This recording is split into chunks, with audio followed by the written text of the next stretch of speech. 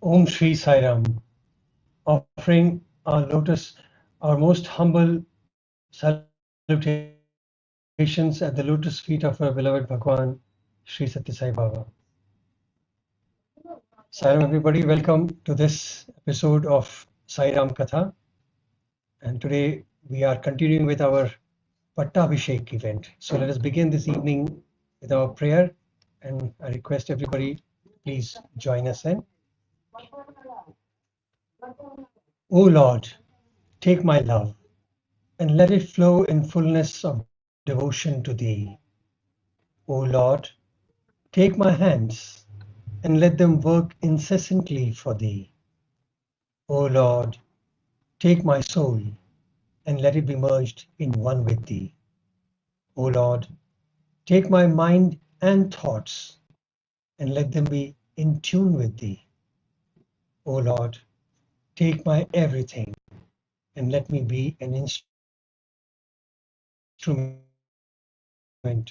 to Om Shri Sai Ram.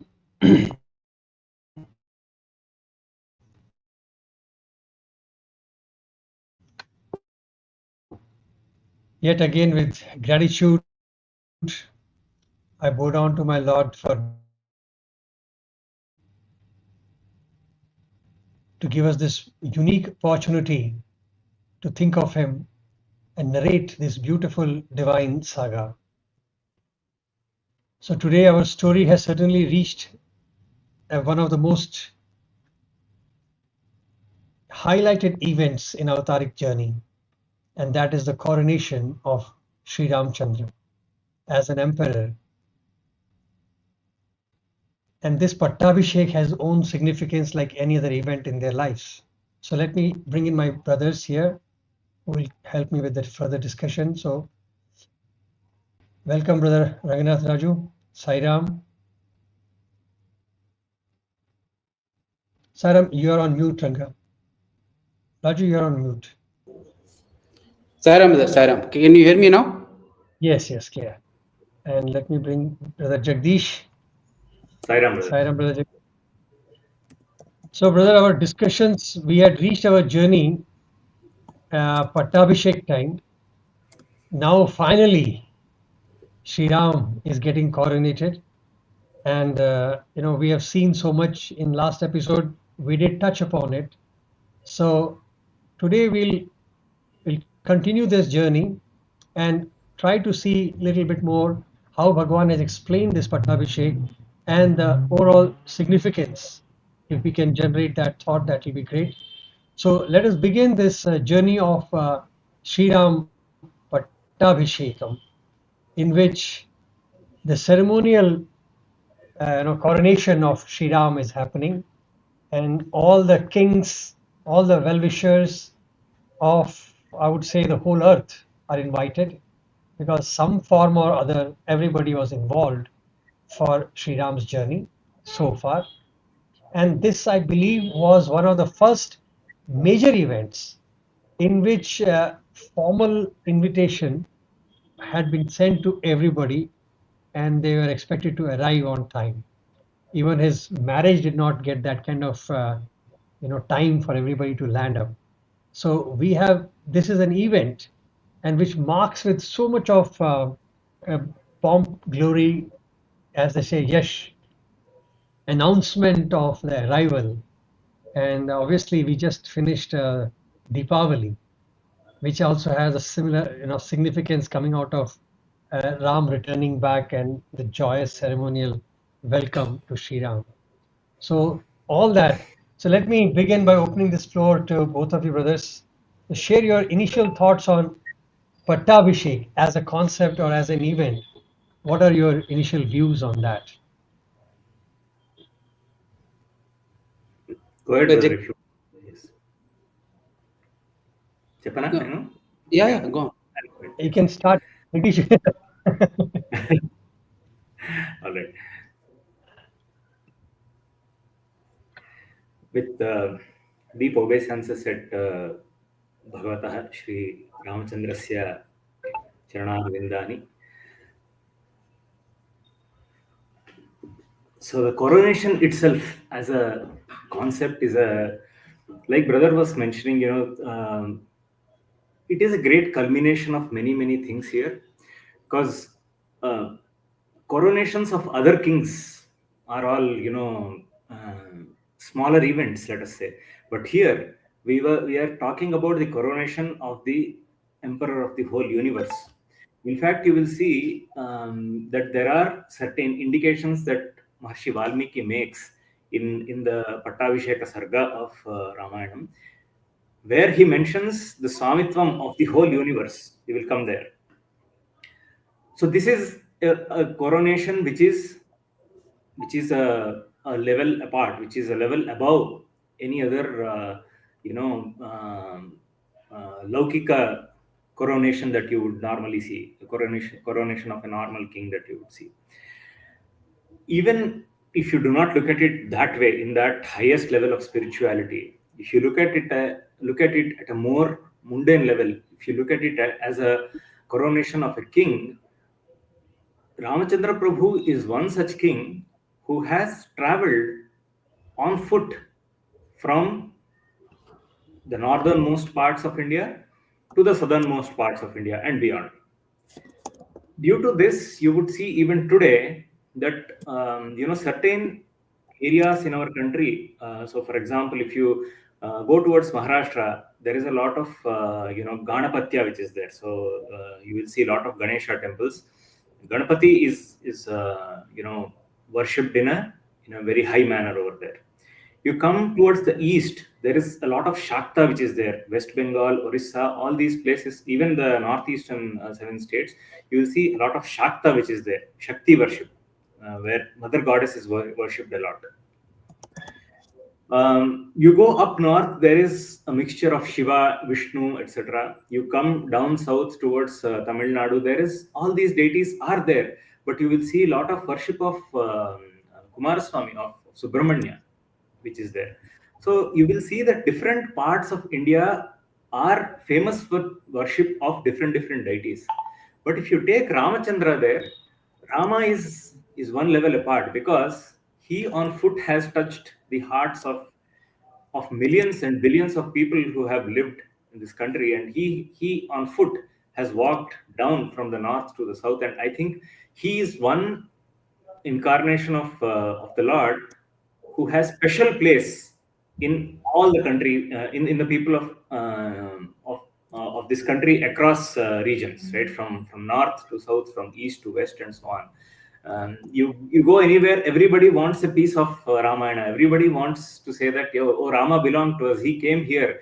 He lived here for let us say a year or so. This is where Jatayu Apaharanam happened. This is where like that. If you see different places claim ownership. This is where Hanuman was born. If you take Hanuman's birth, right, there are 3 or 4 different places that claim Hanuman's birth in this country, and there is always a raging discussion about where he was exactly born.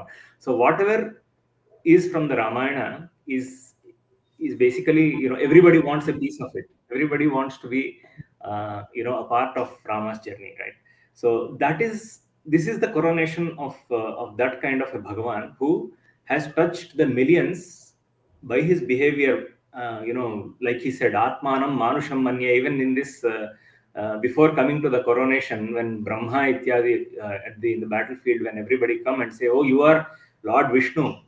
You have taken this human form because you had to kill Ravana." There he says, Atmanam Manusham Manye Ramam Dasharathatmajam. He says, I think I am a human being who is the son of Dasharatha, etc. So he has come down and he has lived the humanness to its, he is like the ultimate human who is, who we can imbibe, the good qualities that he possesses. He has lived all of them and he has shown us how to live those qualities. It is the coronation of that king. So in fact, it is a coronation that is close to everybody's heart. Okay. With this, I would like to pass it on to Brother Raju. So, Yeah, that's a very beautiful introduction. In fact, as you had mentioned, coronation is a special has a special place in the entire Ramayana.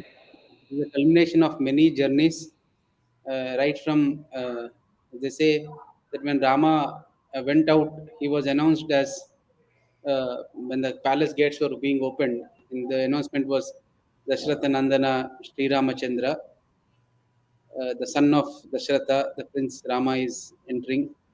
And when he returned again, the palace gates were opened, and the announcer was saying, Bhagavan Sri Ramachandra. So it is that journey that the prince has become has that journey. It is a culmination of that journey. The prince has now is almost revered as God across lands for what he has done, what he has achieved. Now that person is being coronated, and it's a very special event, not just in the epic but also in many lives. So I have mm, there are beautiful stories that Swami, various occasions, Swami narrate about. So, for example, how Trijata is seeing the transformation that has occurred for the coronation for this coronation. How Hanuman has transformed from a nobody to one of the greatest servant. How Vibhishana is coronated as one of the uh, richest emperors alive.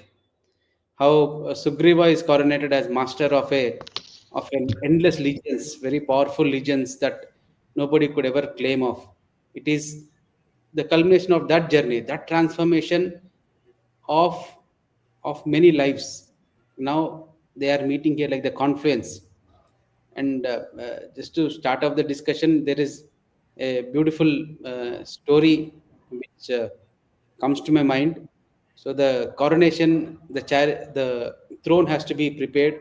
Now Shatrughna was not using the royal chambers. He was using the chamber. Sorry, he was not using the royal throne with which Rama would sit. This is the padakas are placed in it. So it is uh, he was using a throne nearby, and discussions would happen in the court. But however, Sugriva never occupied, which means that throne has remained unoccupied for 14 years. And because of the metal, because of various properties, that it has lost its sheen. Now that has to be cleaned, and all the thrones in that court in the chamber have to be cleaned. Especially this throne where many forefathers have sat, that has to be taken to the coronation place, and that is the throne on which Rama is going to be seated along with Sita, and he'll be coronated. Now, Bharata, as we read in Ramakatha, Bharata actually has taken the role because he's taken the complete responsibility of making all the arrangements for this coronation. So he kind of invites best of the goldsmiths to clean and to clean all these thrones, and especially Rama's throne. And a legend, supposedly a legendary goldsmith who had been with the family of the Ayodhya, of the royal family of the Ayodhya, he comes to clean the thrones, and many are and his assistants. So the story goes thus that in the evening, so next day is the coronation, and a lot of preparation has to be done. So Bharata is taking somewhere in the night, he's taking stock of how many thrones have been cleaned. So he's asking each assistant, how many have you cleaned? How many have you cleaned? So each one is giving a number. So these thrones will be placed for all the ministers. These thrones will be placed for all the guests. As brother had mentioned in the beginning, that this is one of the major event where a lot of invitations were sent out. Now all the seats are being cleaned. So each one is giving one number, say 120, 140, 200. The number goes on, and Bharata finally comes to the master, who is supposed to be a legend. He's tasked with cleaning the most important thrones. So he has cleaned, and he says, "How many have you cleaned?" He says, "My assistants have cleaned all that. I have taken up Rama's throne." He says, "What? You have cleaned only one throne?" He says, "Yes." "One?" And he says, "Yes, that's all I cleaned." Bharata he's shocked, but he's supposed to be a very revered and respected goldsmith. He cannot kind of take out anger on him, but he's quite disappointed. He's worried now. What would happen? Then he doesn't want to take any chance, so he kind of checks other thrones, while that entire Rama's throne is covered with a gold cloth, with a yellow cloth. And the next day before uh, it happened, before the coronation happens, the throne is set and the yellow cloth is removed, and Rama walks in. This is during the coronation. In the sense, everybody is seated. Rama is walking in. Bharata is palpating. He is wondering how would the throne look like, because not inspected it. It would be a disrespect for him to take out that yellow cloth and inspect it. So he just left it. So Rama walks in. As Rama climbs up the throne, Rama stops. It is a beautiful discourse. It's Swami will come back to that. But where Rama is actually giving one gift, a very special gift. But Rama at one point stops on one of the steps and turns back and finds in somewhere in the crowd, he finds that goldsmith who has cleaned that uh, throne and gives a smile. That is Rama's gift. Why? Because when Rama turns, the throne was cleaned so well that it is actually reflecting Rama himself. So when I first kind of heard this story, a similar thing happened even to my classmate. But after many years, when I read this story somewhere, it shook me, because a similar thing happened to my classmate, which we'll talk later. But here is that message that you do one work, one simple work, clean the throne, but clean it so well that it reflects God itself. Rama is reflecting the throne. That is the level of dedication that each one had put in, and that is the coronation event that we are talking about. Yes, brother. Brothers, just to stop, are you getting transmission error or something like that? Is there any delay, or are you okay to listen? It's okay now. Yes. It's okay, Is brother. it fine There was for both of you? delay. Yes. Okay, because I was getting some kind of a break delay, and so I thought maybe say everybody's problem or only mine. Okay, fine then. Thanks you, Raj. I think Raju, you can tell that story, because I remember there was one student who cleaned a slab Yeah, correct. or a tile, Correct. Yes. So it and is somebody came and stood very on. similar story. Is that story? Yes, it's the same story that I was referring to. So one Please of say my that, because the story will complete that. yes. Hmm. So one of my classmates, we were during the super specialty hospital inauguration in Bangalore. Each of us students wanted to take part in some small manner or the other, and we were giving the task of cleaning the slabs. Basically, we polish, we scrub the kadapa slabs and clean it. So one of my classmate, my very good friend Uday Girish, he was a roommate, and we took up, each one was, the higher the number of slabs you cleaned, it is supposed to be an indication of your devotion to Swami. And that's our immaturity. So we came back in the evening, and we thought that Swami would inquire how many slabs you cleaned. So each one were prepared with the one number. We entered Trai, Swami, all that Swami asked us, are you happy? And all of us said yes, Swami. And then Swami went on about the next day events, etc. So we came back to hostel, and then each one was recounting as how many slabs he had cleaned. So one fellow said 13, another fellow said 25. I said something like 18 or something like that. And then it came to this classmate of mine, Uday Girish, he just said one. You're shocked. Is it about one? He said, yeah, just one. And we thought this person doesn't have any dedication. He kind of escapes work. We said entire day. He said, yeah, entire 6 or 7 hours. I cleaned only one slab. It was so embarrassing that such a apparently to our little minds that such a ill-mannered, ill-devoted classmate is in that room. No, he was like looked up like a outcast. We were looking at him and like an outcast. So next day, all of us go to that event. Swami is approaching he has approached the dais along with the prime minister. So just before the formal seating happens, some just got down. Swami was so this classmate of mine had actually shown us that slab which he had cleaned. So Swami got down and walked into this particular slab which he had cleaned, and from there, Swami looked at this particular boy and smiled. I was sitting 3 or 4 places away from him. It shook me. No words were exchanged, but there in that slab, the reflection of Swami was so perfectly visible. It was as if Swami was telling us that even if you clean a slab, clean it so well that it reflects the image of the Lord. And this, when my classmate told me, I was thrilled. I thought, oh, what an incident. Now, incidentally, when I ended up reading a similar instance in Ramayana, it just shook me. I thought, my God, these instances happen every avatar. This time it's Udayagirish, that time probably one more goldsmith. But the Lord, I think, has his own unique ways of getting things done and teaching lessons.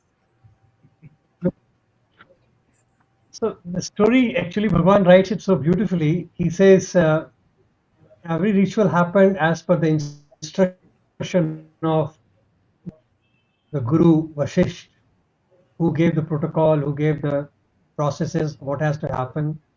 And then he goes on to describe Ram. I don't know whether in Ramayana how beautifully, I'm sure Maharishi Valmiki must have done a great job. But I just read the English translation of Swami, so I can understand how lost in transition it must have happened.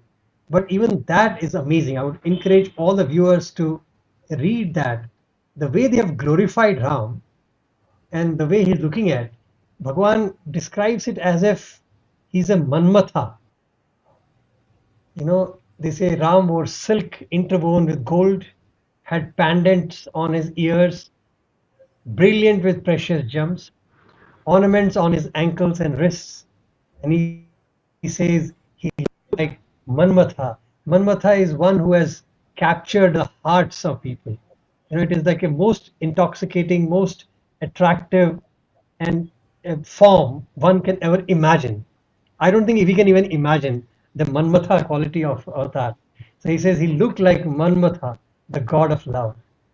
So he even gives that punchline, you know, it is like a god of love. That is how Bhagwan has described Ram. And then he explains, even describes Mother Sita when she walks in to sit next to Ram. I think the both descriptions are like amazing. Jagdish, do you have anything from Ramayana? How Valmiki has described Bhagwan Ram? Yes. Yeah. So in fact, there are during the coronation event, there are a set of events that happen before we come there. But if you look at the description of Rama himself, there is one word they say. He's Punsam Mohana Rupaha. So normally, men are very beautiful. They look beautiful to women, right? That's how the normal, that's how the nature has been designed. That women normally look up to men as objects of desire when they do, and they are beautiful in the women's eyes. But Rama's beauty was such that even men desired him. So that's how Valmiki describes his beauty as. That's the poetic way of describing his beauty. He's Punsam Mohana Rupaha. So even men used to be intoxicated with his beauty. Once, That's how he describes. And in many cases, in fact, beautiful. when Yeah, next. Rama, sorry. No, no, go on. Yeah, carry on, finish it. So when Rama's beauty is described in one place by Hanuman, he so in fact when he goes to Mother Sita in during the Sundarakanda, that's where Mother asks him, okay, you say that you know Rama, you say that you have seen him, you have seen both Rama and Lakshmana. Can you describe his features to me? That's where Hanuman takes this up, and he does a wonderful job, and he actually describes how many feet tall Rama is. Okay, what are the measurements, in the sense that, see, the proportions of the body. So his head, what is the proportion of his neck? It can't be that his neck is too long or it is too short, right? So all that, anga saushtavam is basically the word that is used here. And Hanuman, in fact, uses one more word here, where he says, Yatha Ramasya Rupaha, Tathaiva Sitayaha Rupaha. So he says, okay, this Rupa Ah, of Mother Sita is exactly like that of Rama. He says, Yatha Ramasya Rupaha, Tathaiva Anga Pratyaganga Saushtavam is what is the word that is used in that particular shloka. And he actually uses that to actually mention that Rama's beauty and Sita's beauty are unmatched. They are the highest level of beauty, and they reflect each other. Okay, yatha suryasya prabha. Okay, yatha like Arundhati is to Vasishtha, like the sun's rays are to the sun. like the heat is to the fire, and so on. He goes on, explaining that these two are inseparable, and they reflect each other's beauty. That's the kind of description that Hanuman also does of Rama and Mother Sita. I And now recall when they describe Krishna and Radha, there is a similar description. They say Radha was actually a female version of Krishna from the feature point of view. So when Krishna looks at her, it is as if he's looking at himself. And that is why people who saw Radha, they got lost themselves. So Krishna gets lost in that beauty. And this is the description which I have read even in, when they're describing Mohini Rupam. That Lord Shiva looks at Mohini and he sees Vishnarayan in that, and he gets lost. And the same description is given for Ram and Sita. So that's what you are telling me, and I recall that Ram is exactly, Sita is exactly the mirror effect of Ram. there's So a, I was like, beautiful, it's a very beautiful. there's a beautiful conversation between Hislop and Swami, where Hislop asks Swami as to what is uh, the beauty, if I have to use the word, of Rama, and Swami responds saying that he was the most handsome person of that age. And then Hislop says, would he appear beautiful even now? Would he be considered handsome even now? Then Swami adds a very intriguing and mysterious line. He says, by the current standards, you may not know of his handsomeness or beauty. So Hislop is a bit lost and says, so what does that mean, Swami? He says, the proportions, his body is so well proportioned that he was the most attracting magnet of his times. And then Swami goes on to say that the times have changed and the perceptions of beauty have changed over time. Yes. And this is a one portion, and it left me with a thought that is that Swami saying that if Rama comes now, would we not consider him as the most handsome person? That's the kind of that immature thought that was left in my mind. Then I had met for one of these dramas. I had met the Venkatagiri family, and the grandson was describing about Raja's darshan of Sri Rama, where he says that when Swami transformed himself out during the meditation, Raja was meditating, and Swami asked him to open his eyes, and when he opens, he saw Rama, because he was a great devotee of Rama. He says that he was so enamored by the presence that he's actually, he kind of turns mad, if I have to use the word. He's so lost in that divine beauty, and Swami taps him on his head and to come out of that shock of beauty. Says that is the level of attraction that these beings had. It's no wonder that Shurpanaka fell for him. There, there's a line in which Swami mentions that one day we were in the third block. Swami had come. Swami was talking to Anjali Devi Garu. We were, I think, in 12th class. Swami walked up to her, and then Swami saying that tomorrow some function was there. So tomorrow devotees will come and there will be a lot of crowd and all that. Swami is giving some context to her. And suddenly Swami, all of us are like, we were literally, Swami is so close and we were gaping at him, literally like that. He was so close. And Swami is talking to Anjali Degar. Then suddenly Swami turns and then he's introducing Anjali Degar to us, saying she's a great actress, acted as Sita. And he said, yes, Swami, all of us, yes, Swami, we know. The Telugu boy said, yeah, Lavakusha Cinema, Sita, and great actress. And then Swami turned and said, no, Rama used to be very handsome. He took off into the Rama's physical characteristics, and then he was standing like this with letters in his hand, and he stretched his hands. I'm sure, I think you will find that even in Valmiki Ramayana, where he says, it seems the hands were kind of so long that they would actually be somewhere near the knees. Yeah. Now that is the Ajanubahu. length. Sorry? Ajanubahu. Ajanubahu, yes. Swami stood like this. Ajanabahu. Yeah, and Swami's fingertips were somewhere near the knees. Said, see, like this, he used to be very handsome.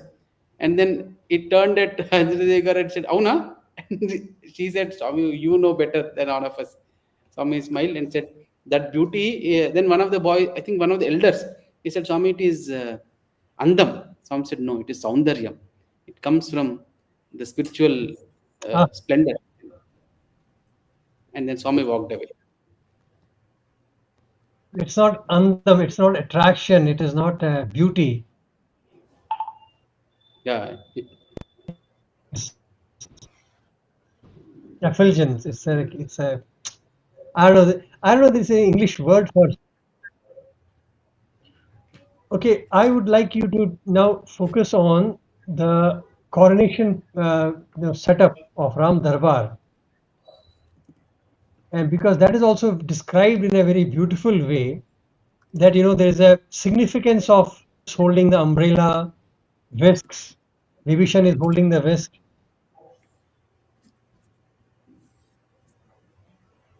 And Yes. Sugriv and others are with bows and arrows and spears, standing on the boats. Significance is very important. Before we go there, Can you I throw would. some light on this?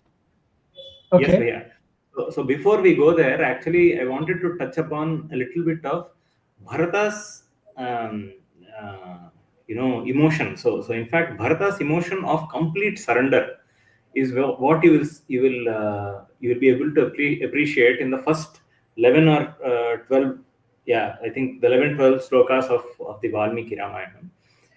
I would just like to read through. And it will be very brief. I'll explain after I read through. He says, Shirasyanjali Madhaya Kaikeyi Nandavardhanaha Babhashe Bharato Jyeshtham Ramam Satyaparakramam Pujita Mamika Mata Dattam Rajyamidam Mama Taddadami Punastubhyam Yatha Tvamadada Mama Dhurameka Kinanyastam Vrishabhena Baliyasa Kishoravad Gurum Bharam Navodhu Ahamutsahe Varivegena Mahata Bhinnasya Turivaksharan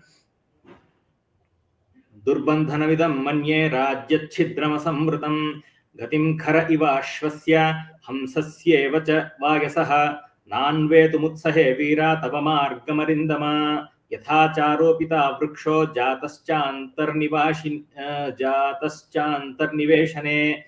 महानपि दुरारोहो महास्कंध प्रशाखवान् शीर्यते पुष्पितो भूत्वा नफलानि प्रदर्शयन् तस्य नानुभवेदर्थं यस्य हेतोः सरोपितः एषोपमा महाबाहो त्वमर्थं वेत्तुमर्हसि यद्यस्मान् मनुजेन्द्रत्वं भर्ता भृत्यान् न शाधिः जगदद्याभिषिक्तं त्वामनुपश्यतु राघव प्रतपन्तमिवादित्यं मध्याह्ने दीप्ततेजसं तूर्यसङ्घात निर्घोषैः काञ्चीनूपुरनिस्वनैः मधुरैर्गीतशब्दैश्च प्रतिबुध्यस्व शेष्व च यावदावर्तते चक्रं यावती च वसुन्धरा तावत्त्वमिह लोकस्य स्वामित्वमनुवर्तय यावदावर्तते चक्रं यावती च Vasundhara तावत्त्वमिह lokasya swamitvamanuvardhaya. So these are the 11 shlokas that I wanted to mention here. So what's the bhavam that Bharata is coming with here, right? So before understanding these 11 shlokas, right, very brief background to this. So at the time of when Rama has gone to Chitrakutam already, Bharata comes from his from Kashmir. So Kashmir is Kaikai Rajyam, where his grandfather, maternal grandfather was. He was there when all this episode of Rama being exiled happens. So he comes back to Ayodhya and sees the whole havoc that has been wreaked by one single varadan that his mother has asked for, right? One single boon that she has asked for, or two. And then he is at complete surrender. So he in fact goes to Rama at Chitrakoot and prays to him that he should return. When he does that, Rama says, no, see, two boons were given by our father to Kaikeyi. First one was that I should be exiled, I should live in the forest. The second one was that you should rule the kingdom. So just like I am following my father's word, you should also go and follow your father's command, and you complete the second part of the boon that has been given by our father. Okay, and then Bharata asks for Rama Padukas. He takes the Padukas. He says, okay, if that's the case, then I will go back to Ayodhya, but I will not live like a king. I will live in the same way that you are. I will also live like a renunciate. I will also wear this tree bark clothes that you are wearing, and I will set up my capital at Nandigrama. So therefore, he goes to Nandigrama. In Nandigrama, he puts a throne, and he has a Rama Padukas and all of that. And there he is actually doing the whole state's affairs from Nandigrama. All the ministers and all report to him from Nandigrama. Okay, at Nandigrama, and from there all the activities are being taken place. So it's like the secretariat has moved from Ayodhya to Nandigrama for a brief period. So at this point, Bharata is actually also, in the same form as Rama. When Rama and Bharata both return to Ayodhya, both of them are full of beard, full, their hairs are matted. They have tied their hair with, that with the milk that comes out of the nyagrodha. Nyagrodha is your banyan tree. So when you cut a banyan tree, the milk, the white color milk that comes out, right? They use that to actually tie their jata bandham. Okay, so both of them have tied like that, and they are in such a shape. So they are, in fact, if you look at them, they are like munis, muni veshadharau. So this is the situation, and at that place, when Rama has come to him, these are the words he speaks. He says, Shirasyanjali Madhaya. So first he does this. So he does namaskara and puts it on his head. Shirasyanjali Madhaya Kaikeyi Nandavardhanaha Vabhashe Bharatodhyeshtham Ramam Satyaparakramam. So, and he says, Swami, the Rajyam, the kingdom which has been given to me by my mother through her boons, that I would like to give it back to. These are the first words that he is speaking to. Okay, this I would like to give it back to you.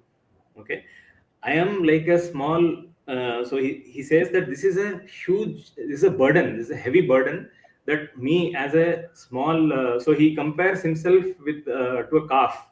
He says a calf cannot actually bear a heavy burden like this, and therefore it would like to give it back to the Vrishabham that you are. Vrishabham is the bull. Okay, so in fact, like we discussed in many episodes earlier, so Vrishabham, Gajam, Simham, all these are actually comparisons that are, considered to be great. So he compares him to the bull, the powerful bull, and he says, I would like to give it back to you. Okay, this Rajya Bharam is like, he compares it to many things. It's like a flood which actually destroys a bridge. He says, okay, it's like that tree. When it bears a lot of fruit, due to the weight of the fruit, it breaks.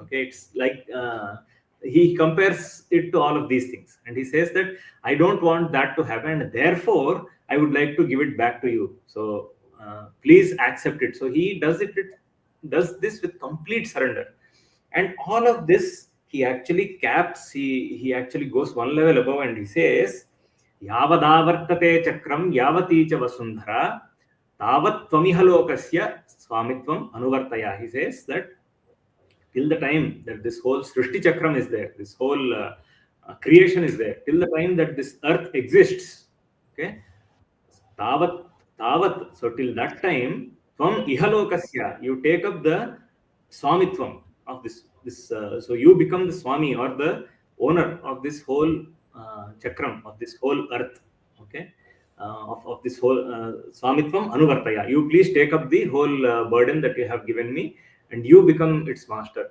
So then he goes on to say, that, you should be the king who will, wake up and sleep to beautiful music. You should, live like a king, and all those things he goes on to say. Okay. Beautiful. So that's the full, Tavatvam. I was also mentioning this in the introduction that I would mention this slokam where Bharata invites him to become the king, and this is the key slokam which is there in the Pattaabhishek Sarga, where he says Tavatvam ihalokasya swamitvam anuvartaya. It is key because it should not just be Bharata's prayer. It should also be our prayer that tavatvam yavadavartate chakram yavati cha vasundhara tavatvam ihalokasya swamitvam anuvartaya, because the world is basically a person's individual experience all the time. So in fact, Vishwam Darpana Drishyamana Nagari Yatha, Shankaracharya says this. So in fact, the whole world exists in a person's, Mind. experience. Perception. Therefore, since the personal world exists in our experience, we should offer it to him and say, Tavatvam ihalokasya swamitvam, you be the boss of the world that is inside me, and you rule it well. Right? So that is this is a prayer that doesn't suit just to Bharata, but it's true for all of us. Right? I feel it is not a prayer only, it is a protocol, it is a process which everybody must realize that God also needs to be invited in that format. Very much. So, it's like an invitation to God that come and take over now. Yes. So that first step has to be there. I think that is the only first step a human has to take, is to invite God in his life. And then he will take over and do everything possible. I think it's a fantastic thought. Beautiful. So this is how the Pattaabhishek Sarga We starts. want to talk about this one. Yeah. Okay. Yeah. So, Brother, yeah, please go ahead, brother. Yes.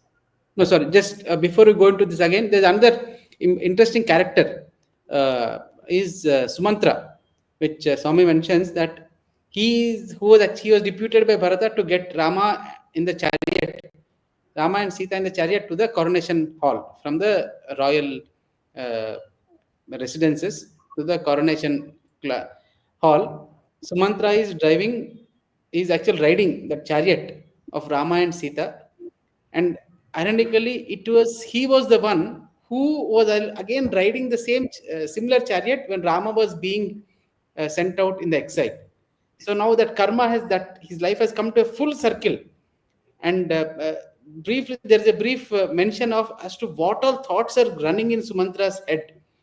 Sumantra is riding the chariot, and it is actually not just Rama's journey, not Ramayanam, but it is also Sumantra's own journey. Sumantra was sent by Dasharatha along with Rama, or rather, Dasharatha deputed Sumantra to take Rama around the country. But Sumantra was shocked because Rama seemed to knew every village. He seemed to knew every villager. He seemed to kind of know everything about the temples. When he goes into the temple, he kind of assumes a very different nature. Royal gift just come and nobody knows who gave the gifts, and he goes to a town or a lake and he says do these repairs, and invariably that will be the best suggestion, and people are attracted looking magnets, and he's wondering how come they come to know of this prince who is, those days there's no WhatsApp or Facebook, but yet such popularity, such attraction. And that is the first formal introduction that Sumantra gets to Rama. And Rama is driving or riding out of Ayodhya. The entire populace of Ayodhya is chasing that chariot, and more than anything, Dasharatha, half naked, the emperor, who was known to be one of the most astute statesmen, who had controlled Ravana by simple arrows, who was known for his Diksha and Daksha. Such a person is running like a madman on the streets, shouting Rama, Rama. Which is shocks Mantra. What is it so special in this Rama? That yes, he had seen Rama and he has also had been having interactions, but he's wondering what magnetic, powerful character is he that is drawing so many people. Now Sumantra is now again riding the chariot to the coronation hall, and he realizes that actually that entire journey has come to an end. It is not just Rama's journey, it is his own journey from knowing Rama as some divine mysterious person to an attractive personality to the Supreme Lord himself. And as the chariot kind of approaches, because there's a lot of din, there's a lot of procession happening, so many drums are being played, so many thousands of people and horses kind of get a little scared. So one of horse was almost about to let go, and that's when Sumantra is worried that he cannot stop the chariot. It will be an insult. He cannot stop the procession, and neither can he report to anyone else. So he's worried what will happen. That's when Rama just shouts, "Hey!" So that "A" is not just for Sumantra. It's not just for horse, but it's also for Sumantra to come out of the reverie. And Sumantra comes back, and the horse also sets itself right as Rama is getting down in the chariot from the chariot in the coronation place. Rama very beautifully asks Sumantra, how was the journey? And so it is not just Rama's journey; it's also Sumantra's journey, and that journey is now culminating with this coronation. Yes, yes, brother. I think now we can proceed to the coronation scene. Beautiful. Um, so I Yeah. think Okay. But actually, okay, if you want to discuss that, sure. Okay, Jagdish, you want to add something? Sure. no, no, go ahead, Bhaiya. Yes, there is slight bit of lag, No, I but was. please. Yeah, mine is getting like I don't know why I tried something. Okay, I was trying to remind Raju, we are talking about people in the audience and their thoughts, and you Ah, did yes, mention about Sumantra, but I think there is also one more character. When we invited everybody, even Vibhishan and his family was also there. his So you family. have Yes, Sarma yes, and his daughter Trijata, his wife Sarma and Trijata. daughter Trijata there. So there is a mention about Trijata's thought looking at it. So you want to share that? Yes, brother. So Rama is now she is. We are seeing the coronation hall from Trijata's eyes. Now Trijata is in that women's section, and she is looking around, and she's stunned by what Rama has achieved, what this 14 years of journey has done to the people all around. She's looking around. So we are seeing now. We have to see it from our eyes. So her father was a helpless, imbecile, supposedly person called by Ravana who ran away, and now he is the emperor of the richest land of that times, the emperor of the golden city of Lanka. And that is Vibhishana, and his friend Sugriva, who was running away, running all around the world, now is the commander of the legions that is now known for their strength. Hanuman, who was like a monkey who was very forgetful, now he has become a legendary hero. He has crossed mountains, he has crossed oceans, lifted mountains. And she's looking at Nala and Neela, who are like very, supposedly very restless monkeys who would go around. And these monkeys are now kind of become their glory has now become a folklore story where they have built an unimaginable bridge across the seas. And she is looking at her own people, that is the women folk. So Kausalya, Sumitra, Kaikeyi, how they have uh, become. Kausalya is almost revered like a sage. Vasista, on the other side, this person has been waiting for ages for this moment, and now his eyes are broad. He's waiting for Rama to emerge, and uh, then finally Trijata looks at her own self. This girl who was mocked by Ravana for her devotion now is almost she's considered to be a clairvoyant because she could see things that nobody could ever even conceive, and there's a lot of respect. That transformation that Rama has brought in those thousands of people that were around him, in every life that is touched, that is that Trijata's vision of the coronation hall. That is what this coronation is standing for. Beautiful, no? Beautiful. See, it's a very interesting thought to see, the same event, how it gets perceived by different people from a different point of view. And you have the similar people like Trijata. And unfortunately, the depiction in the movies and all that is shown them as a demoness and demoness and all that. But they were highly evolved people, and invitation to Trijata and Sarama to come and join. So you can imagine like what a gathering it must be, right? And I mean, And Swami describes this in a lofty manner, in a beautiful manner. Jagdish, carry on with anything else you want to add for that before we show the picture for the Yeah. Darbar part of it. Yeah. So before we reach this picture that we are going to show, right? There are a set of activities that happen, which we'll probably go through in a quick manner, right? So for the coronation, in fact, Sugriva he deputes four Vanaras. In fact, Sushena, there is Hanuman, and there are Nala and Neela also who are deputed to bring waters from four different directions.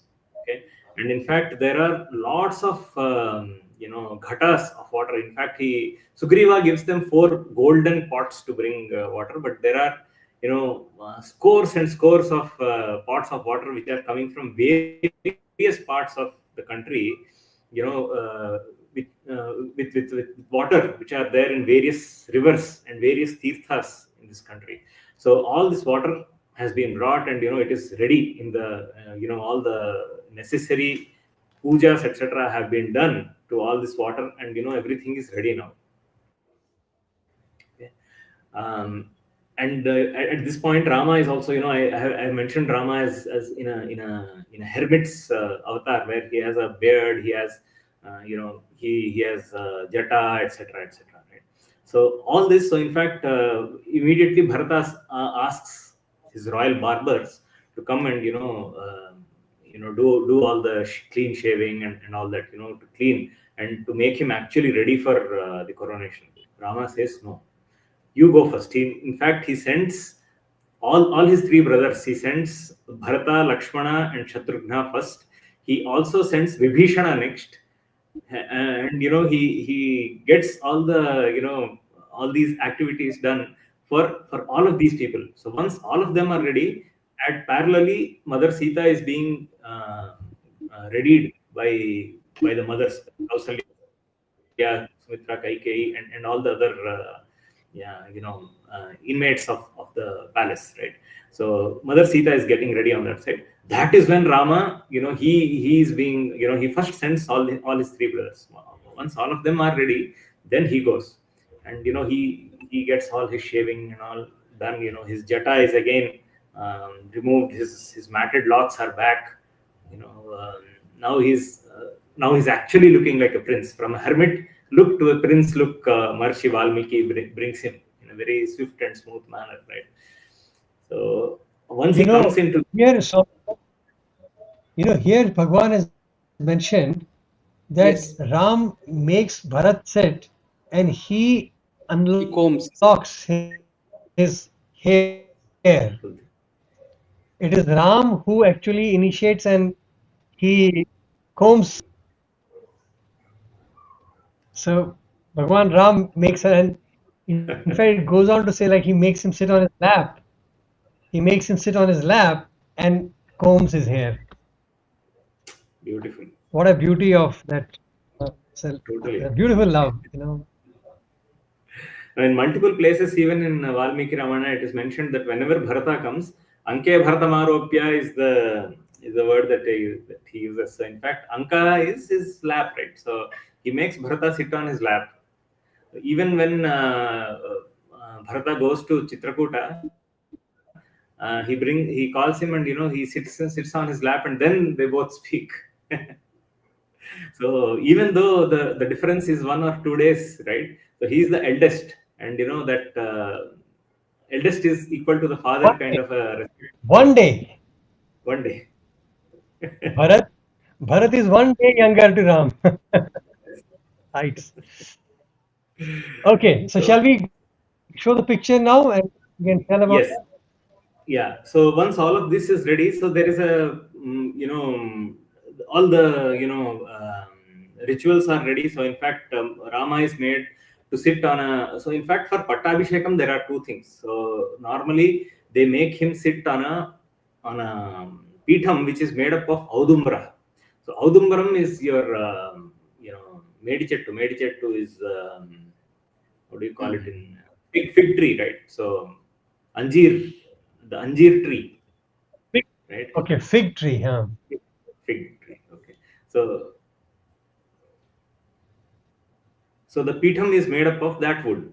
Okay, so he's made to sit on that Peetham, and then the Abhishekam happens. That's normally the way it is done. So this Peetham is made ready. This Peetham is placed, and there are a lot. It has also been decorated with a lot of gold, with gems and all that. It's such a beautiful Ratnamaya Peetham. So on that they make him sit, and in fact the coronation happens. First, the coronation is done by various people. So firstly, it is Vasishtha Adi. So the rishis, the Amatyas, they get the first chance to do the coronation. So in fact, after them, the rest of the ministers and all follow. Then the young ladies can come and do Abhishekam. Okay, Kanyas. Okay, Ashtakanyas, etc. They all start doing the Abhishekam, and in the end, so basically all of his brothers, etc., and they all finished coronating Rama.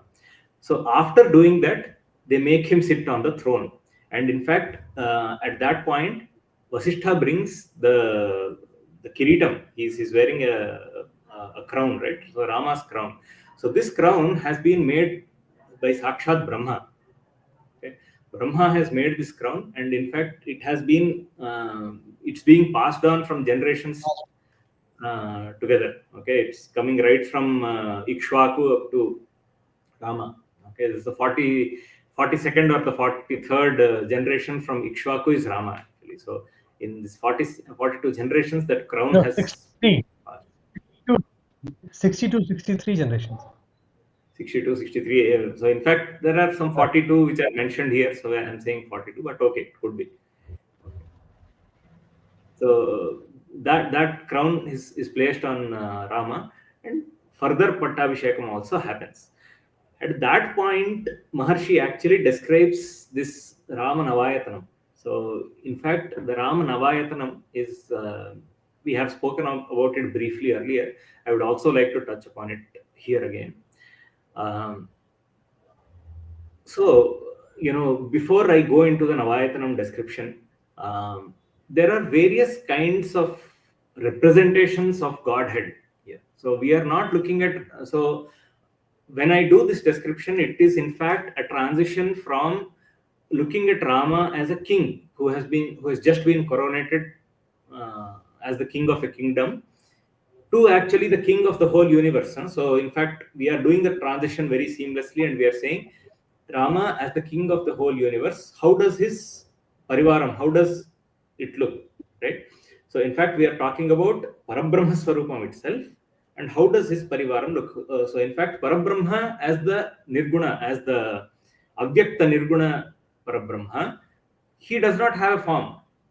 But when he takes a Saguna form, he in fact has been described in many ways by the sages, by the saints, right?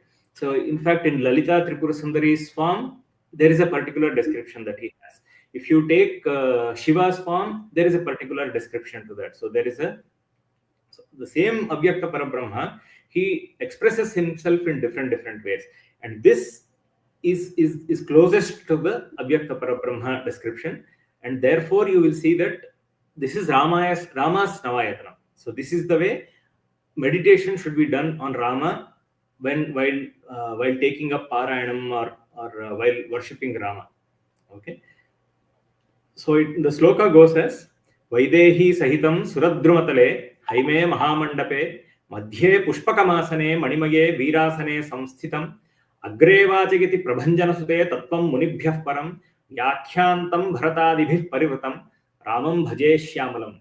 So with this, then the description goes on as Vame Bhumi Suta Purastu Hanuman Paschat Sumitra Sutaha Shatrugno Bharatascha Parshvadalayor Vaivadi Koneshucha Sugrivascha Vibhishanascha Yuvarat Tara Suto Jambavan Madhye Neela Sarojako Malaruchim Ramam Bhaje Shyamalam. So this is the description of the Navayatanam which is there.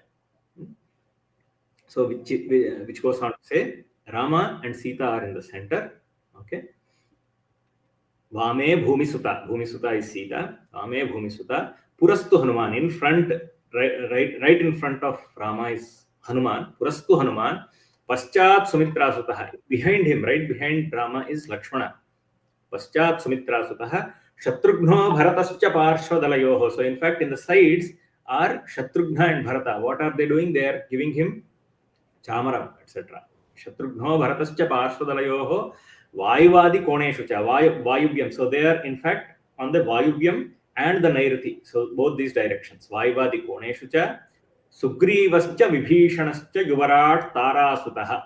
Okay, so yes, this is the picture. In fact, there is also Sugriva, Sugrivascha, Sugriva and Vibhishana, Sugrivascha Vibhishanascha Yuvarat Tarasutaha. Angada. Angada is also there. Tarasuto Jambavan is also there. Madhye Neela Saroja Komala Ruchim Ramam Bhaje Shyamalam. So in between is Rama. How does he look? He looks like a Neela Saroja Komala Ruchim. So he looks like a blue lotus that has completely bloomed on the full moon night of this Sharan Navaratri. Yesterday was Kartika Purnima, so the second Sharat Purnima that we have. So the first one being Asvija Purnima and the Kartik Purnima. So yesterday was also celebrated as the Deva Deepavali, right? So on such an occasion we are also remembering that that Rama who is actually Ramachandra. described Ramachandra, who is described here as a lotus that's blooming in that kind of a Manasa Sarovaram, which is blue in nature, and it has this Sharat Chandra over there, right? So that's a very beautiful description. Madhye Neela Saroja Komala Ruchim Ramam Bhaje Shyamalam. So he's a Shyamala Varna Rama. Okay, so this description happens here. Okay, so Actually, in yeah, there's another beautiful thing which Bhagavan also writes. Jagdish, even Bhagavan writes that when for the coronation part of it, all these people, Sugriv, Hanuman, Bali, sorry, not Bali, Vibhishan, and all these people, they transform their forms and they take up beautiful, handsome forms, yes, divine forms. yes. That is another beautiful thing which they have mentioned. So that is where the Trijata and all, when they look at him, there's a feeling that, look, all these Vanaras and Rakshasas have transformed into such effulgent Divya beings Yes. in the association of Rama. So there is a beauty of the whole concept. And then, as you beautifully said, this verse which describes, and there is another significance of 9 people in a boat, and then you can see that how the element of all the divine beings are around Rama at that point of time. So it's Raju, you want to add anything here? Yes, brother. So as we all know, Swami talks about his Rama's 3 friends. So each of these people that you have mentioned stand for one aspect of it is that the Atma surrounded by other elements which is basically Swami says the 3 friends are represent 3 qualities: Sattva, Rajas, and Tamas. Sattva is represented by our bear. I'm sorry, I'm not getting. Jambavan. What is it? Jambavan. Sattva is represented by Jambavan. Jamban. Then Rajas, yes, Jambavan, and Rajas is by Sugriva, and Tamas is by Vibhishana. Vibhishana. These 3 qualities. Then Sita, she comes from Mother Earth. So stands for one element, the Panchabhutas, Earth. Then Hanuman, son of Vayu. Then fire Bharata, water Shatrughna, and Akasha Lakshmana. So these are basically 5 elements and 3 qualities, and amidst them is the supreme self, the Atman or Parabrahma, Sri Ramachandra. So it's actually a very divine congregation that is standing around Ramachandra. It is not just people, but it's also the principles. It is all the principles are kind of paying their obeisance to Rama. The entire universe is bowing down to Rama. This is the deeper significance that Rama talks about. Wonderful. And we also Okay, then, see, yes. yeah, carry on. Carry. Uh, If you have to finish something, finish. Yeah. just to add some nice mm, uh, some nice stories that of characters, who go unnoticed but have actually played a beautiful role, is that the person who made the padakas of Ramachandra for the Pattaabhishekam. So the golden, as the king, I think after the emperor is declared, they kind of make him wear the golden padakas. The padaka is made of gold. So it is the same person who had been making padakas for Sri Rama since his birth. So when Rama was Oh, born, Dasharatha calls him and asks him to make padakas for him. And then when Rama is going out for the tour around the country, Dasharatha instructs that a iron boot should be made so that Rama's feet are not hurt. And then Dasharatha one day calls him and surprises him with the news, beautiful news, tidings that Rama is going to be coronated. So you have to make, I think he gives him 7 days or 8 days time. And just 2 days before the coronation, supposedly the coronation event, Rama appears in his dream in the night and tells him, make 2 sets of wooden padakas. He's surprised. Why 2 sets of wooden padakas? And first of all, why wooden padakas? He doesn't know what is going to come. So all of us know that palace doors open. So we only, we have to imagine, we be in that scene. So all that happened actually was inside it's a royal matter. Nobody knew. There are only rumors flying out.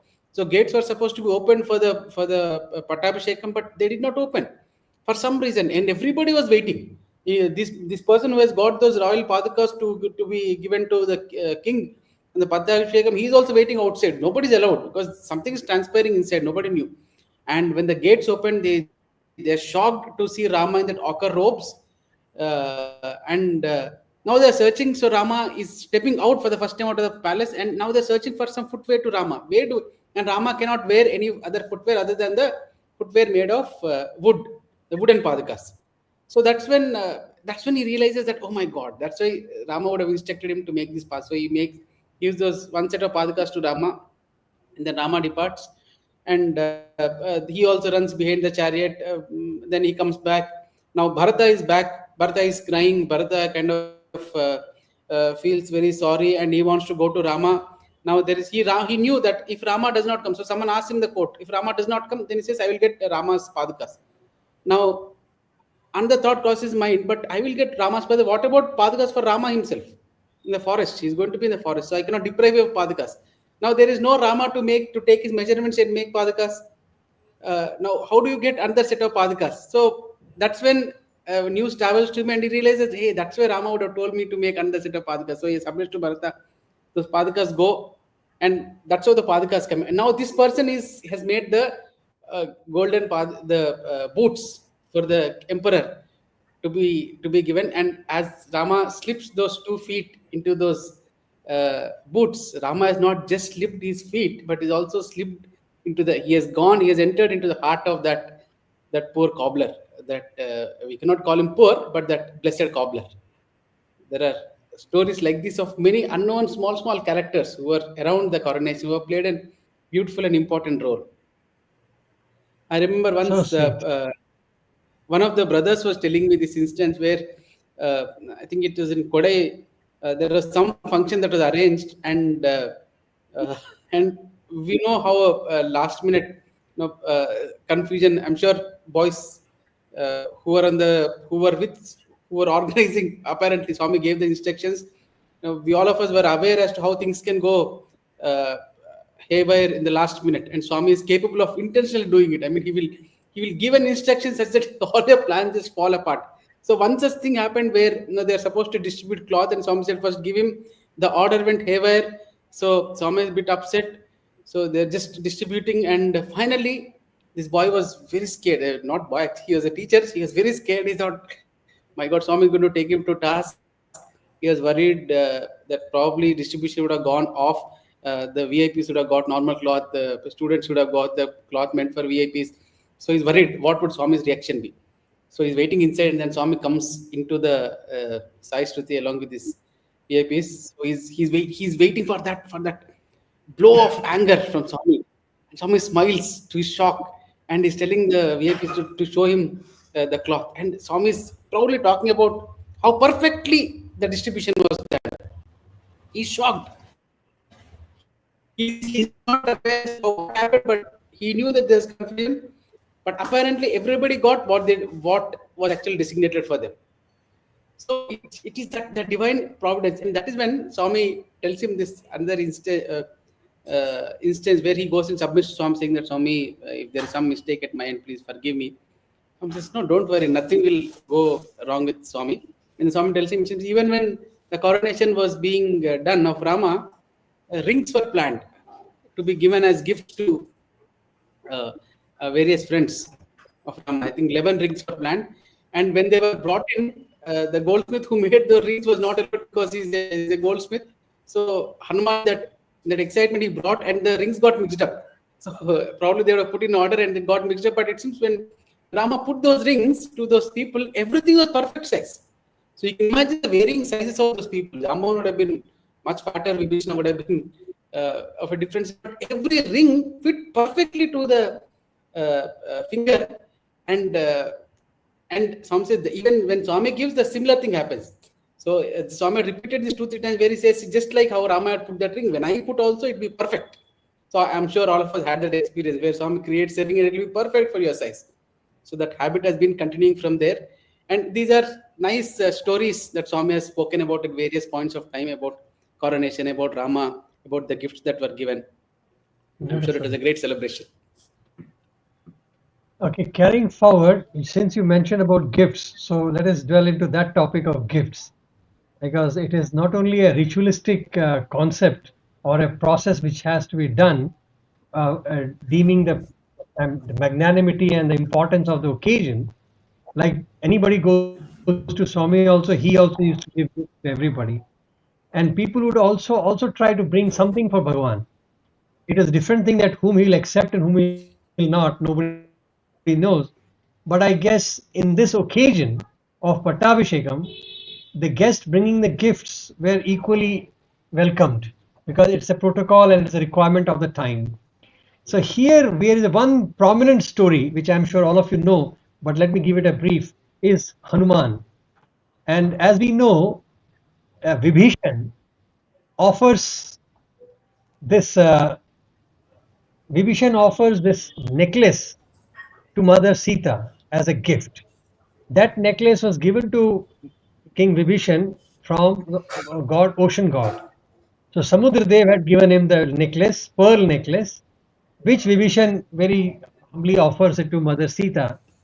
Mother Sita receives it, and Bhagavan very sweetly writes that she receives and she looks at Ram for an approval. And it's a beautiful communication, which I think, people can relate to. Even we can relate with Bhagavan also, that just by look, he can tell exactly what you want. And so Ram nodded in acknowledgement. So this was a communication which Mother Sita had done with Ram, that she wanted to give this necklace to Hanuman.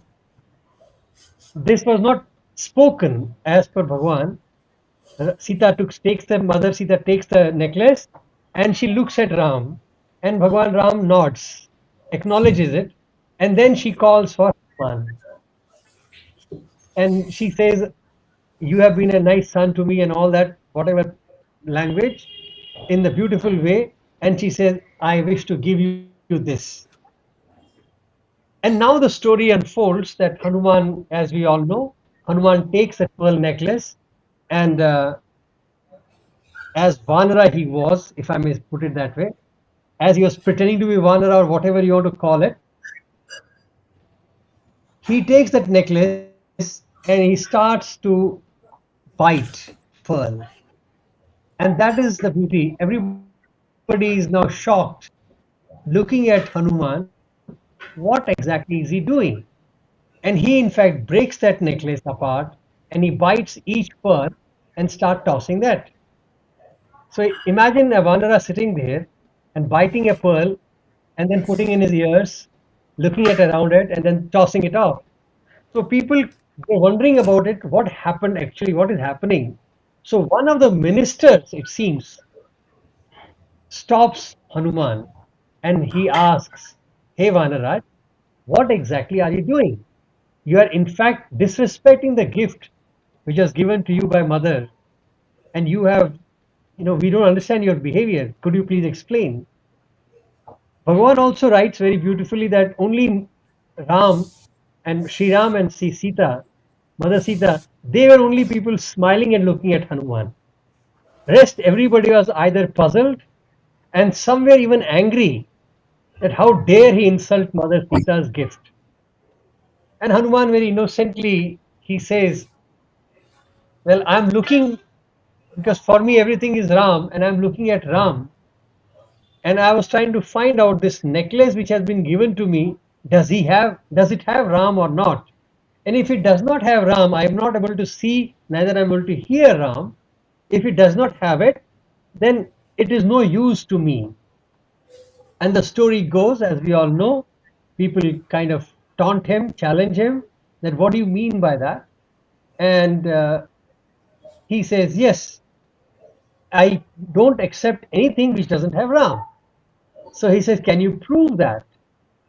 And for that, now the story goes, as pictures we have seen that he tears his chest up and they see, Swami says, don't, that is a very stupid picturization of the imagination of these people. There is no bloodshed and all that, there is no tearing apart. The concept of Rome comes from there, that Hanuman says, every Ram is there. So Rome in Sanskrit means hair. Each strand of hair is Rome. So Hanuman says, in my each Ram is there. So he plucks his hair and hands it over to each of the courtesan there. So all the ministers and everybody, they get their hair strand, and they listen. Each strand was chanting Ram. And then there's a big fanfare. People start praising Hanuman and they start, raising the slogans about how great Hanuman is.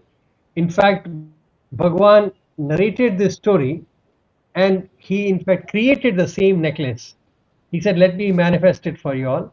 And he created it, and you can see there's a beautiful picture of Bhagwan showing that.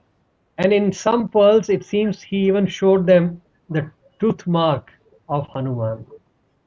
How sweet. He just manifested and told this story. And Ram called Hanuman here and said, I have nothing worth giving to you. Hence I offer myself. That is Ram's ultimate conclusion in front of everybody. So here Prabhu Ram says very beautifully, culminates the whole thing. Everybody is worshipping, praising Hanumanji, and everything is fine.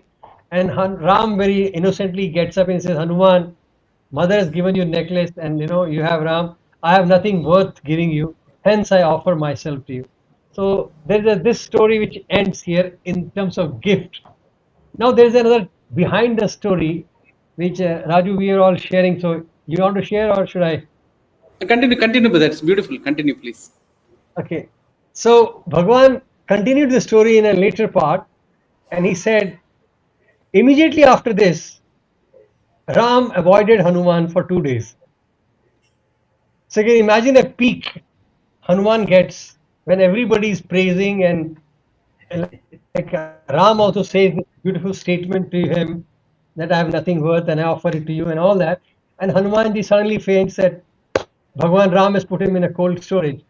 And all of us who have experienced Bhagwan's Sri Satya Sai Baba, we know how it happens. Suddenly things will change and we will be in a cold storage. So after 2 days of struggle, Hanuman is wondering like what happened exactly. Everything was going so fine. Why is Prabhu not talking to me? He ultimately catches Bhagwan, falls at his feet and asks for forgiveness. So he says, Bhagwan, I am so sorry. What did I do? Any mistake? Forgive me. Because he realizes that something must be wrong, and that is why the Lord is not talking to me. And that is where Bhagwan, the beauty of Swami's style is that he says, then Ram told him, Hanuman, I am so disappointed. How could you see anything without me? couldn't you see Ram in everything? So how could you not find Ram in the pearls? And I was hurt actually. I'm not the point. I'm not hurt. I'm not angry with you. I don't have anger. And I'm hurt that you could not see Ram, me, in the pearls. And Hanuman realizes that mistake.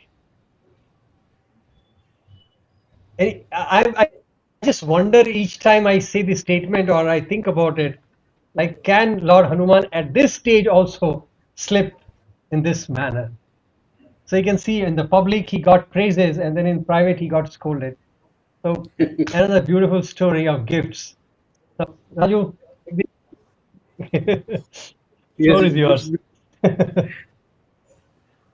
yeah, and Swami in another discourse very poetically he describes Rama is actually giving gifts like the beautiful gift that Hanuman got, like that similar gifts Rama is giving, but those are very different gifts. Swami says it seems he looks at the praja and he raises his hand as Abhaya. So that is a gift to the praja. He looks at his friends, Vibhishana, Sugriva, and gives a smile to them. That is gift to them. He looks at his ministers and he raises, it seems, his eyebrows, both his eyebrows. Like that, how am I? That, like how Swami would do. So that is gift to them. He looks at mothers and then and the rishis and then does a pranam. It is a gift to them. And so, like this, Swami describes 9 gifts that Rama has given. So, and I'm sure each one of us recollect. Personally, for me, if someone asks me what is the most memorable darshan that you ever had, not all those uh, instances where Swami spoke to me, but there is one morning where Swami came out and he looked at me and smiled. Even to this day, I'm sure each one of us have those instances. Even to this day, when I think of that moment, the way Swami smiled, my God, I kind of get transported. I'm sure the earthly gifts would fade away, but the gifts of the Lord, of this divine gift, will stay with you for lifetimes. And that is what Rama has given to all these people who have attended.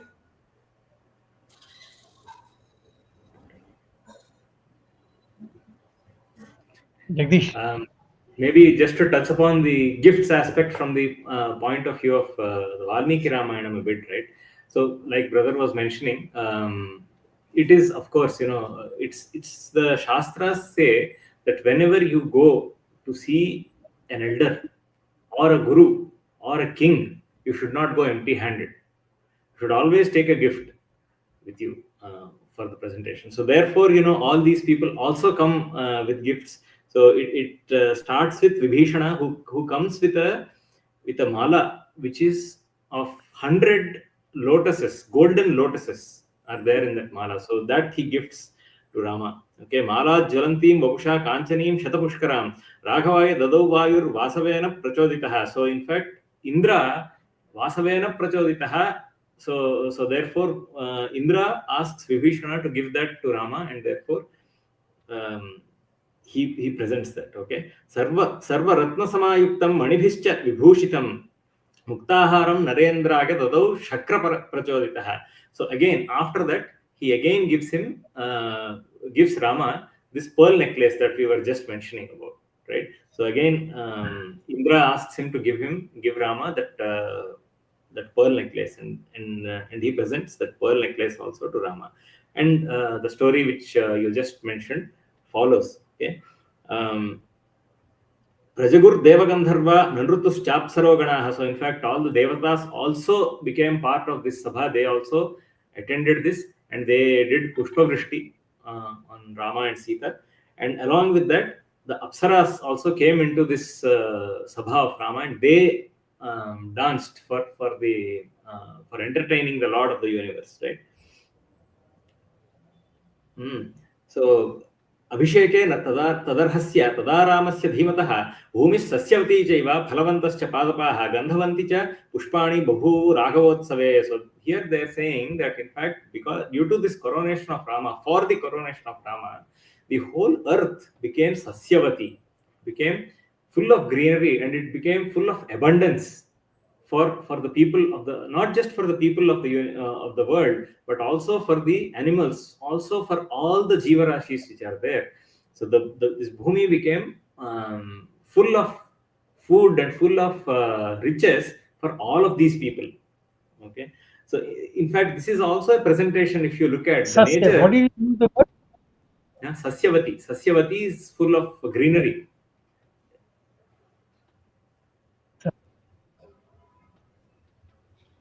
Sorry, huh? Okay, so there he says Dadau Shatavrushan Carry on, carry on. yeah. So here he says Sahasrashatam Ashvanan Dhenunancha Gavan Tatha Dadau Shatavrushan Purvam Dijebhyo Manujarshabha Trimshat Koti Hiranyasya Brahmanebhyo Dadau Punaha Nanabharana Vastrani Maharhani Cha Raghavaha. So look at the gifts that an emperor can give. Okay, so he gave Sahasrashatam Ashvanan Dhenunancha Gavan Tatha. So he gave 1 lakh horses, 1 lakh cows of different types. So there are dhenu and gavam. So he is talking about two different things. So he gave 1 lakh of each of those. Dhenu nancha gavan tatha. Then he says dadau shatavrushan purvam vijebhyo manujarshabha. So he also gave 100 bulls to the Brahmins who came there. Okay, Trimshat Koti Sahas Hiranyasya. Trimshat Koti Kotir Hiranyasya Brahmanebhyo Dadau Punaha. So he says Trimshat Koti.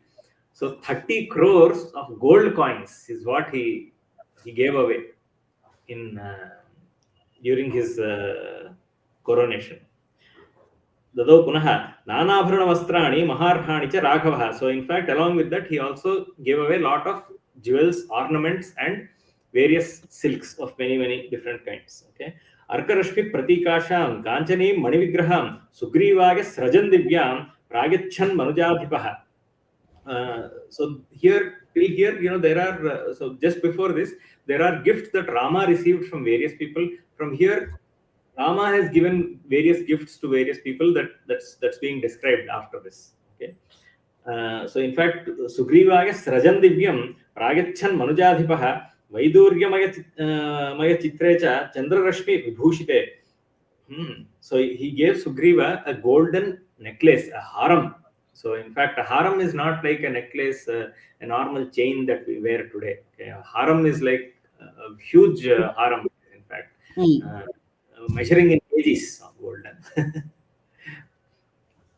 Srajan Divyam Pragachan Manujadhipaha Vaiduryamaya Chitrecha Chandrarashmi Vibhushite. So in fact, it had a huge diamond as its central piece, that necklace. Valiputraya Dhrutiman Angada Yangade Dadau. So in fact, he gave to Valiputra, to Angada, he gave Angadas. So Angadas are actually ornaments that are worn on the shoulders.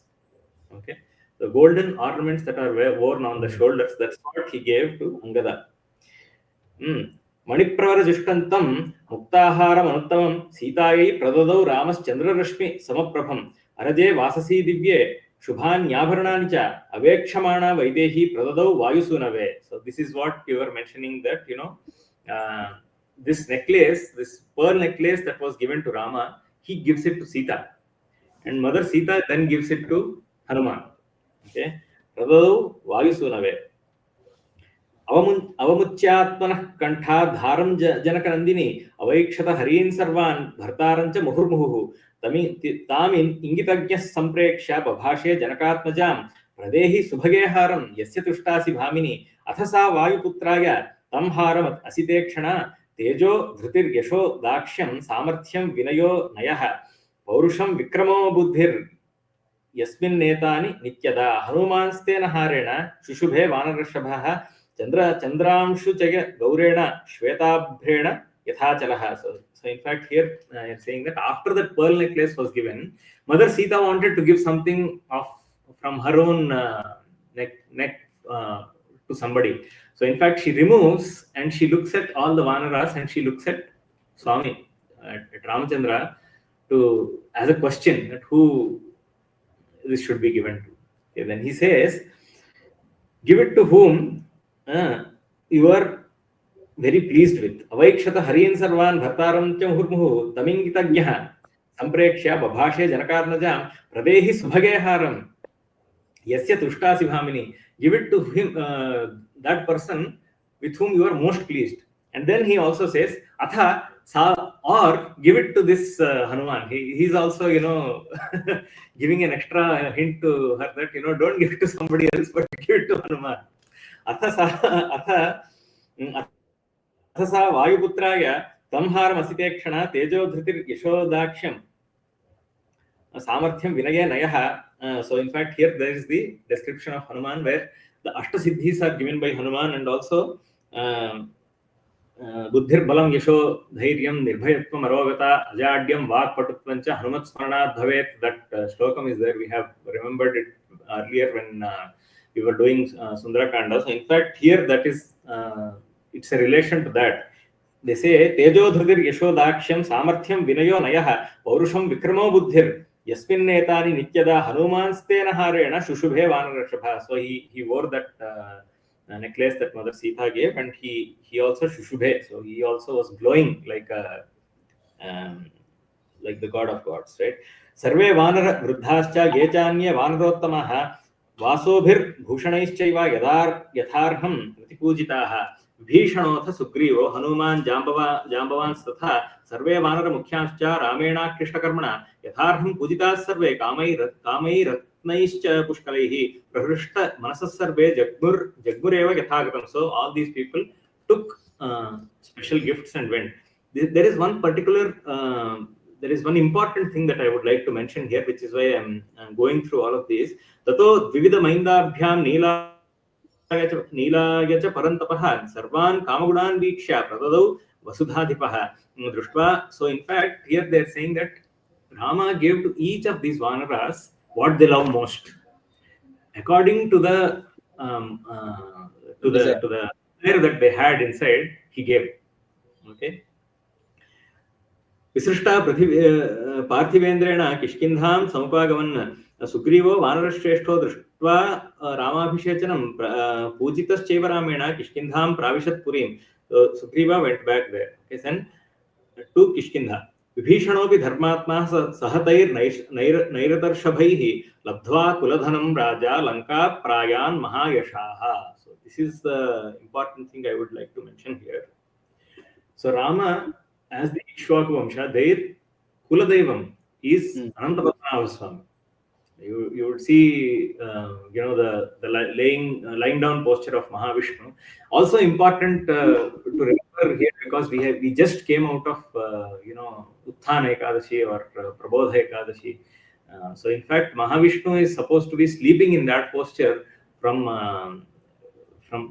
for the 4 months, Ashadha up to Kartika Masam. So in fact, now he wakes up. He wakes up for the benefit of the whole world. So that Swami posture you should remember during this time of Kartika Masam, right? So that Anantapadmanabha Swami's Murti was actually given. He is the Kuladevam of Ramachandra, of the Ikshvakus. So this Kuladevam Murti was actually given to Vibhishana as a gift. Okay. So Vibhishana, on his way back to Lanka, he puts this Anantapadmanabha Swami's Vigraham in a particular place, which is an island formed by the Kaveri river. So this is none other than the Srirangam, which is there. Yeah, Srirangam, which is there in Tamil Nadu. It is actually a island, which is formed by the delta of the Kaveri river. And you will see that this is a beautiful temple. In fact, as you enter the city, you will feel like the whole city is a temple. There are many prakaras. You'll keep going through prakaras, and finally you will reach the temple over there. Okay, it's a beautiful place. You would have also heard, Muthuswami Dikshitar's kriti, which is Rangapura Vihara, which is a very beautiful Vrindavana Saranga kriti. If not, you should Google and listen to it. So, Tirupati is to be the richest Indian temple. Srirangam is considered to be the brother of Venkateshwara Swami. Yes. Where I used to be, the TVS group takes care of it, and I was very closely associated. So every major festival, the elder brother sends prasadam to his younger brother. So prasadam gets carried from Srirangam to Tirupati. Tirupati. Go on, So, go on. so here there is also, a beautiful, Rama is there in Srirangam temple. There is a huge Rama statue. That is where this Rangapura Vihara, Kriti also has happened. It's a very beautiful description of the Lord. You should listen to it. So Vibhishana actually puts Sri Ranganatha Swami over there, so that Pratishtha happens, and that temple has come, from many ages. It is there. Yes, brother, please. Yeah, Jagdish, I wanted to ask you, because there's a question here. Could you give a reference to where they can find the Pattaabhishekam mantram, the whole shloka? Where is it written? This is not in Ramayana. The description of Rama that I mentioned, this is not in Ramayana. This is the Dhyana shloka that rishis have mentioned for the Ramayana. Okay, this is not a part of the Ramayana itself. You won't see it as Valmiki Nakrutam. But you can find it in different places like Anand Ramayana, etc., where this Navayatanam has been mentioned beautifully. It's not part of the Valmiki So where is Ramayana. it found? Sorry? The Adhyatma Ramayana, Anand Ramayana. So where Anand you Ramayana. can find, where did you read it from? Anand Ramayana. Okay, Adhyatma, Anand Ramayana, I think there is some version, but I didn't read it fully, but okay. Anand Ramayana only. This is the And this Rama one, the Navayatanam. description of gifts, where are you reading from? Or description of gifts comes from the Valmiki Ramayana itself, the Pattaabhishek Sarga. The last Sarga of Yuddhakanda is where you will find these description of gifts that have been given. Okay. Yeah. So actually, I find Anand Ramayana got a lot of these praises of Ram, and all the songs and verses are from Anand Ramayana. Yes, So all that we totally. sing around Rama, because they're all from Anand Ramayana actually, and it is written by the same author, so it's fantastic. Yeah. So Anand Ramayana, in fact, gives us a lot of techniques of doing this worship of Rama. So it talks about the Rama Navayatanam. It talks also about various mandapas. It's called Sarvato Bhadra Mandalam. There is a Lingato Bhadra Mandalam. There is a Ramato Bhadra Mandalam, etc., etc. All of these things, the descriptions also come in the Anand Ramayanam. Interested people can explore. It's a very involved topic. You need to go through a lot of text to actually understand what they are mentioning over there. It is a way in which you lay down the mandalam over there and do Rama's worship. So that's a very involved topic in itself. Okay. So Yeah, you're right. Yeah, right. It is just encouraging for people who are interested. They can read, because the Ram Raksha Stotram actually is narrated as if Shiva is telling to Mother Parvati, Raksha Stotram, which she learns for the protection of her own children. So it's very interesting how this Raksha Stotram has come about.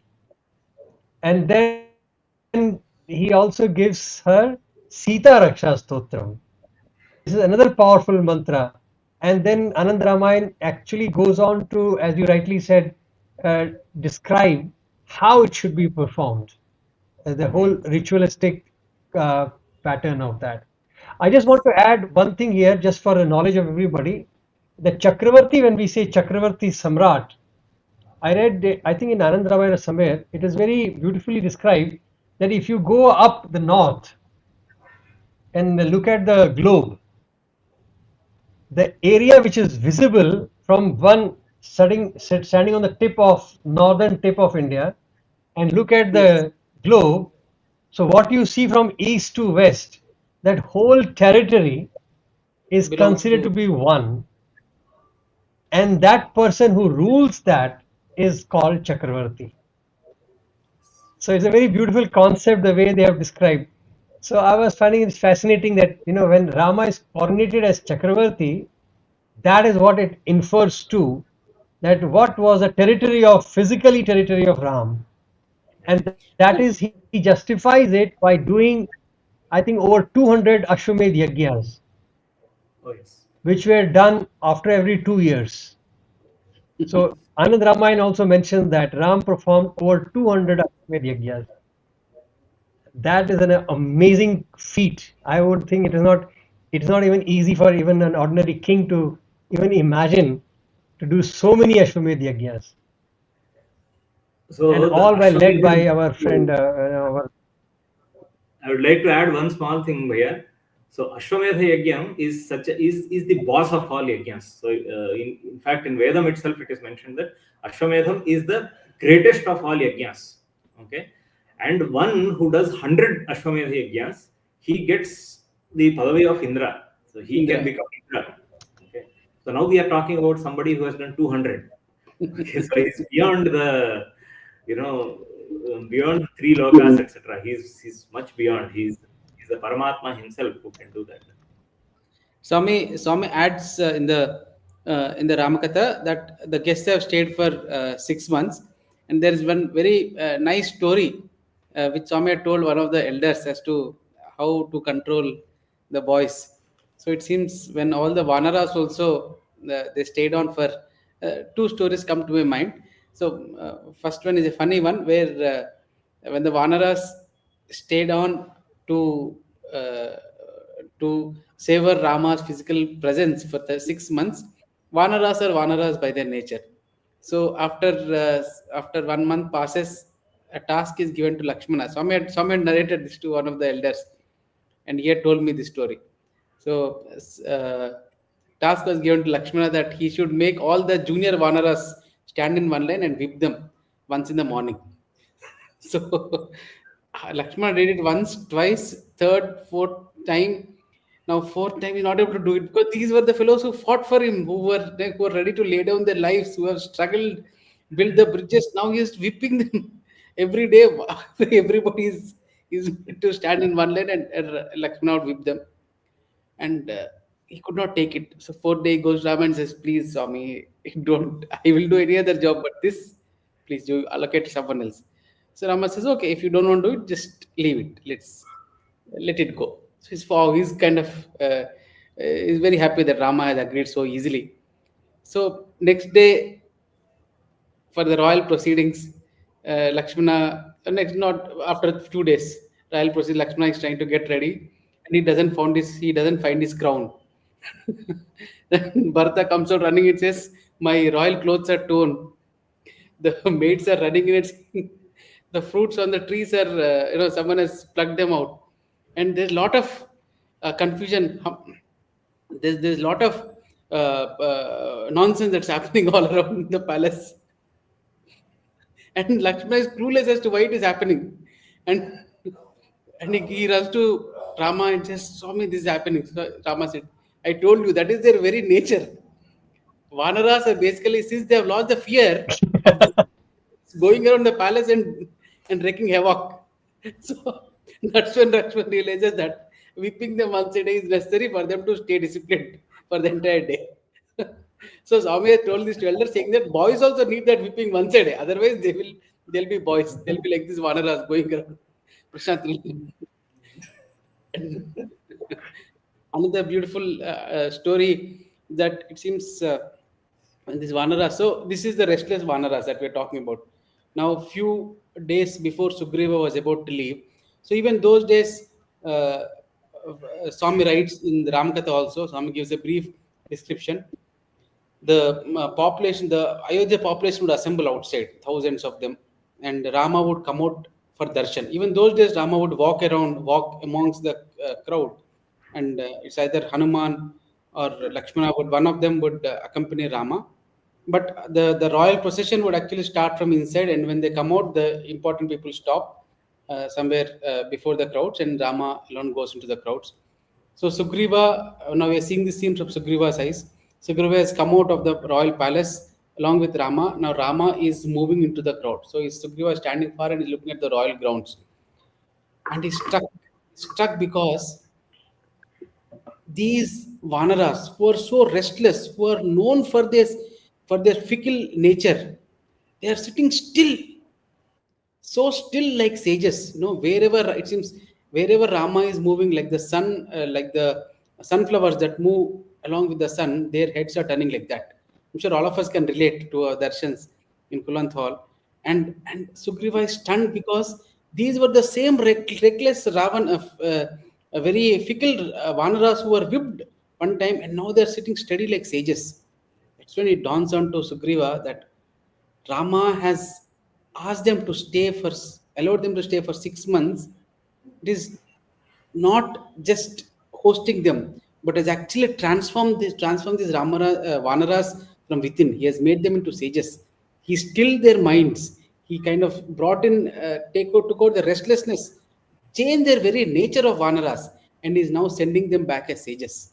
Sugriva is so struck that, my God, this is the army that was actually fought wars. Now they are pining for God. That is the transformation that Rama brought in all these people when they stayed for Rama for the 6 months. And as Sugriva is Good. leaving, he prepares. He seeks uh, a promise from Rama that he should visit Kishkinda once. Rama says yes, and but Rama is not promised. So Sugriva is wondering why did it happen? Why? Because he needs that promise, and that's when Hanuman reminds him that Maharaj, no, it is Rama. A word comes out of him is like a promise. You don't need promises from Rama. It comes yes means it is yes, and that's when Sugriva realized that, oh my God, this is the person that I'm dealing with, and then the move happens. I'm sure, brother, you can describe. Sure. Yeah, there's a very beautiful clue here. Yes, Jagdish, you want to add there before I read that closure line which Ram says? Yes, so in fact, what follows in this particular Pattaabhishek Sarga is actually, you know, how Ramarajyam was. Okay, and after that description, what follows is what do the people who read this Ramayana get? I would like to actually read those parts, but I would allow you to place these parts as you like. Right? If you want to do the comment before, then please go ahead. We could. Yes, I think No, say it, maybe. no problem. Hmm. I'll go ahead. Yeah. Okay. Yeah, please, please. Yeah. Okay. Hmm. राघवश्चापि धर्मात्मा प्राप्य राज्यमनुत्तमम् EJ बहुविधैर्यज्ञैः ससुहृज्ञातिबान्धवैः ससुहृज्ञातिबान्धवः न पर्यदेवन् विधवा न च व्यारकृतं भयं न व्याधिजं भयं चासीत् रामे राज्यं प्रशासति. So there were no widows in Rama's Rajyam. न पर्यदेवन् विधवा न च व्यारकृतं भयं.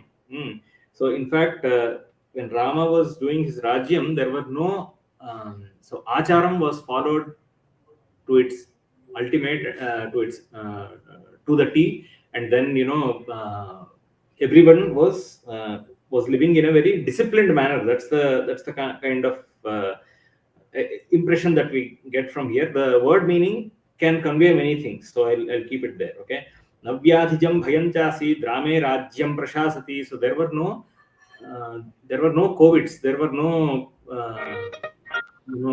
health issues, at large that we see today. Those kind of things were not there. Now vyadhijam bhayam kaschit. Nirdashyurabhavan loko nanartham kaschidasprashat. So in fact, the economic distribution, was so good in the society that there were no thieves, there were no dacoits, due to two reasons. Number one, they had good means of obtaining food. Number two, they were so afraid of the shasanam. He's the king. The king can punish you in many ways. So they were also afraid of the punishment the king can mete out. So due to both these reasons, there were no dasyu is dacoits. Okay, dasyu rabhavan loko nanartham kaschidas prashate nacha. So in fact, so they did not touch the wealth that belonged to others, it seems. So that's the description. Nachasma vruddha balanam pretakaryani kurvate. So in fact, there were no children who performed the preta karyas of there were no elders who performed preta karyas for their children. So No untimely see death.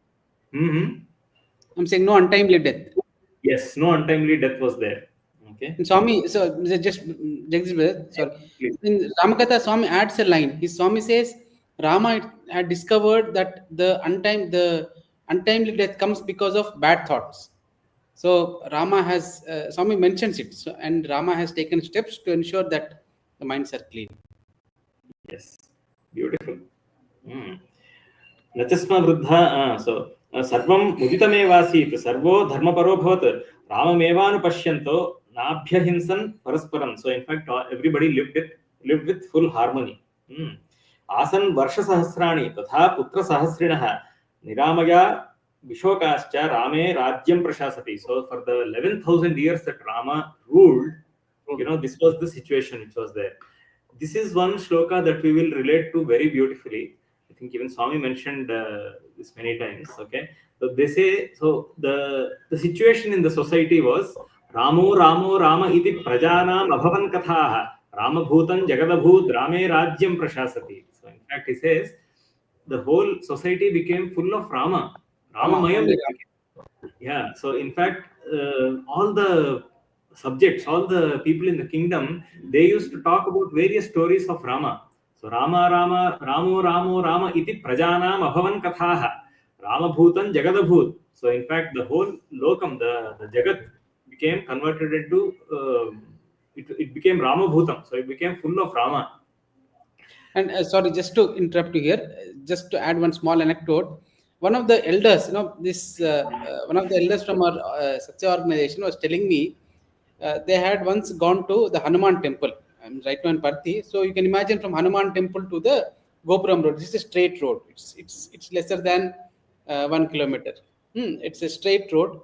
So I met him somewhere in the middle. He said, "Can you give me some tea?" I felt a strange request was made because he is known for not asking anything. So I bought him a tea, and then he was telling me, "Oh, Nenu Rajgaru akkadi nunchi." And I started from Hanuman temple, and I'm coming.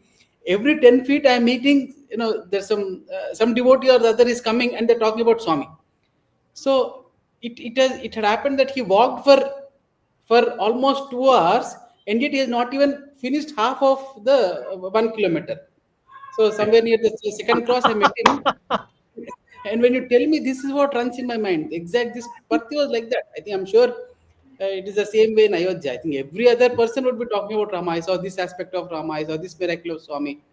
I'm sure. This is the reason why I mentioned we will relate to it a lot. Yes. So then he says, Nityamula Nityaphala Taravastatra Pushpitaha Kamavarshi cha Parjanyaha Sukhasparshascha Marutaha. So in fact the whole climate also became very peaceful. So there were no climatic problems that used to come. There were no cyclones or these kind of untimely problems were not happening, right? So the nature was also full of love. Okay. So with this, I would also like to cover what we get with Ramayana. It will also be a brief description. I think we are almost up with time. So I'll take 2 more minutes, please. Allow me that much. Dharmyam yashasyam ayushyam राज्ञांच विजयावहम आदिकाव्यमिदं चार्षं पुरा वाल्मीकिना कृतं यशृणोति सदा लोके नरः पापात् प्रमुच्यते. So he who listens to this, his papas are destroyed, his sins are destroyed.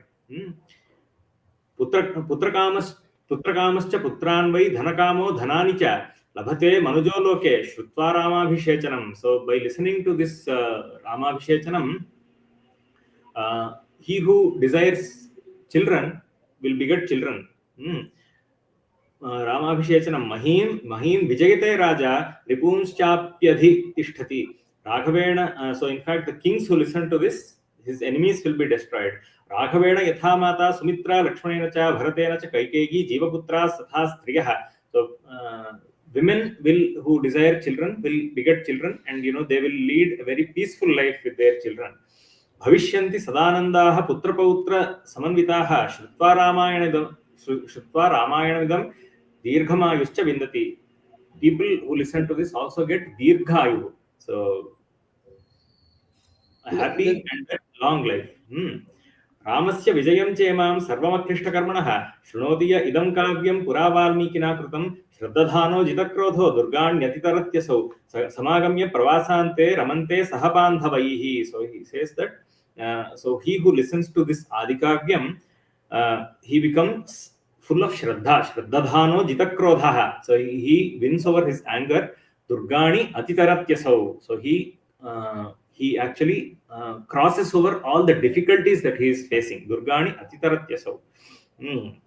Samagamya pravasante ramante sahabandhavaihi. So they when they are in any troubles, they cross over all their troubles. If they are in a place that they are they it's not anukulam, so it's not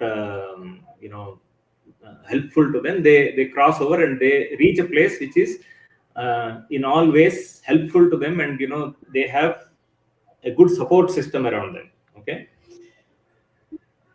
This is the last one, that Ayushyam Arogya Karam, the famous one.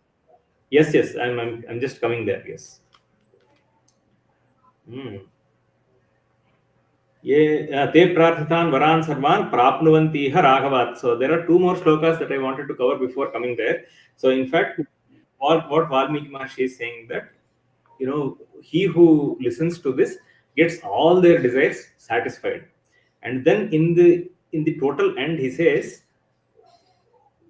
Ramayanam idam kritsnam shrunvatah pathatah sada priyate satatam ramas sahi vishnuh sanatanah. So by reading Ramayana, we please Rama, who is the Vishnu Sanatanaha, so he who is the Parabrahma Tattva. So that Rama, who is the Parabrahma, he becomes pleased. Okay, Ramayanam idam kritsnam shrunvatah pathatah sada priyate satatam ramas sahi Vishnu Sanatanaha Adidevo Mahabahur Harinarayanah Prabhuhu Sakshat Ramo Raghushreshthah Shesho Lakshmana Uchyate Evametat Puravrittam Akhanam Bhadramastuvah प्रव्याहरत विस्त्रब्धम बलम विष्णु प्रवर्धताम बलम विष्णु प्रवर्धताम बलम Vishnu प्रवर्धताम. After doing this prayer, that's when we go to Ayushyam karam yashasyam saubhratrikam buddhikaram shuhancha shrotavyameta niyamena sadhirakhyanametas akhyana mojaskara buddhikamaihi. So he says that. So this even before we do that, in fact, there is one more shlokam before that we need to cover. So he says, Kutumba vruddhim dhanadhanya vruddhim striyascha mukhyaha sukhamuttamancha shrutva shubham kavyamidam mahartham prapnoti sarvam bhuvichartha siddhim. Then it comes Ayushyam Arogyakaram Yashasyam Saubhratrakam Buddhikaram Shubhancha Shrotavyametan Niyamena Sadbhihi Akhyana Mojaskaram Vruddhikamaihi. So in fact, it's actually a description of what all we spoke about here, but this is the shloka which kind of summarizes what we get here. So it is Kutumba Vruddhim. So the family that you are born in, it is totally, it's full of good, it is well off. Okay, let me put it that way. Kutumba Vruddhi happens. And then Dhanadhanya Vruddhi also happens. Striyascha Mukhyaha Sukhamuttamancha. So women should especially listen to this. They are bestowed with a lot of good from by listening to Ramayana, by a good character, by imbibing Mother Sita's character, right? Shrutva Shubham Kavyamidam Mahartham Prapnoti Sarvam Bhuvichartha Siddhim. So in fact, this also summarizes what all you can get. So whatever is there in whatever as riches in the world can be obtained by listening to the Rama's coronation alone. Okay. So with that, it covers the Phalashruti. This is called the Phalashruti of the of Ramayana itself. So Phalashruti is a description of what phala or what fruit you get by doing a particular activity. So Ramayanam as a Parayana Grantham, when you finish it, you get this as the phalam. So it's actually a technique of writing that you see many rishis. When they complete a particular thing, they tell you what you get from out of it, right? So therefore, I think this is the right way to culminate the whole coronation ceremony. And with this, I would like to pass it on to brother. That finish that no Ayushyam Arogyam We are Arogyakaram. Beautiful. Ayushyamarogyakaram Jagdish, Yashasyam you have, thank you, Buddhikaram Shubham. because I know it is such a vast area. श्रोतव्यमेतन्नियमेन सद्भिराख्यानमोजस्करवृद्धिकामैः. You want to chant last- Done, brother. That's the only slokam he wanted me to chant. Done. We have chanted it once, again I chanted. Beautiful. No, no, very nice. Very nice, because it's such an important thing. I know it's difficult to squeeze in, but I'm sure audience have got the idea, and viewers, we would encourage you all to really jump into it if you are interested. Do read and go through Anand Ramayan and Atma Ramayan. They are amazing documents and other scriptures which should be really imbibed and learned. They give you Ramayana also in a different perspective, and obviously Ram Katha Raswayani of Bhagwan is the cherry on top of it. But let us close it with that thought. You know, when everybody, as Raju mentioned, they stayed on for 6 months. All these kings and friends were stayed for 6 months. And on after 6 months, Bhagwan Ram himself tells, now it's time for you all to go back and continue your life and do your duties. And in departing, it's a very beautiful thing how he instructs, Lakshman and everybody to take care of the ceremony. But as they depart, Ram declares, children, friends, I'm awarding you the Sarupya stage of liberation, by which you are endowed with powers and attainments approximating to mine own. Imagine somebody giving away a power by which you become almost him. And that is a farewell gift, I would say, another, which Ram has bestowed on all the people going back to their places. And the Ramayana, this portion of Ramayana ends with Bhagwan saying, everybody had to leave, including Hanuman. He also has to leave. But on the edge of the kingdom, when they are supposed to take off, take the flights or whatever, Hanumanji starts crying. And he says, I cannot leave Ram. And he is the only man or only person who actually returns back to Ayodhya. And Ram, for sure, accepts him.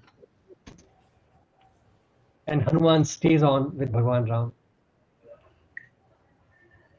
So imagine the whole culmination of how a devotee lands up. It's same thing like Swami saying, go home. And then somebody, I'll just close with a small funny story. In our time, there was a student from, I think from Chennai. And one day Bhagwan was standing outside and exams, everything was over. And Swami said, boy, you should go home. You're not going. Follow my command. So there was one boy sitting in the front and Swami said, hey, brah, hey, go. So he said, Swami, so should I go? And so I said, so you should go to home. Where is your home? So I said, Chennai, Swami. He said, go. So that fellow got up and he just went to Chennai. He took a train, and obviously it's a night journey. He took a train, reached Chennai station. He got down from the train, looked around, then booked a train, again ticket, bought a ticket, another one, and came back to Puttaparthi. So in fact, next day morning, he was sitting for darshan. So Swami came out of darshan and he said, hey, you're still here? You didn't go. He said, I went. He said, then how are you here? He said, I went. You told me to go, I went. And I got in from the station. I didn't know what else to do. So I came back. Now, what is my next instruction? Swami laughed and he said, okay, stay. So, and then he turned towards us and he said, look, immediately Bhagavan told us, you all are disobedient. You don't follow me. See, this is what obedience should mean. I told you to leave. So we are laughing at him like, how did you get this idea? He said, he told me to go, I went. But I didn't know what to do because I thought that he will do some miracle there and I would get the information of what I'm supposed to do in Chennai. Nothing happened. So I just took the next train and came back to Puttaparthi. So imagine the following of command. Hanuman also said, "You go." Hanuman went and came back. So I can't leave now. So it's very beautiful. So imagine how devotees is, how God is. So there are some wonderful, relationship of devotee and God in this manner. So thank you, brothers. I think it was fantastic. Thank you, Jagdish, for sharing us this beautiful description. I know I constrained you in time zone to keep it No, no. short, but still, thank you very much. And thanks for audience for joining us and sharing your feedback. And this video will be available, so you are welcome to share it. Thank you, Vaya. Thank Let's you. offer our gratitude and see you again. Sai Ram.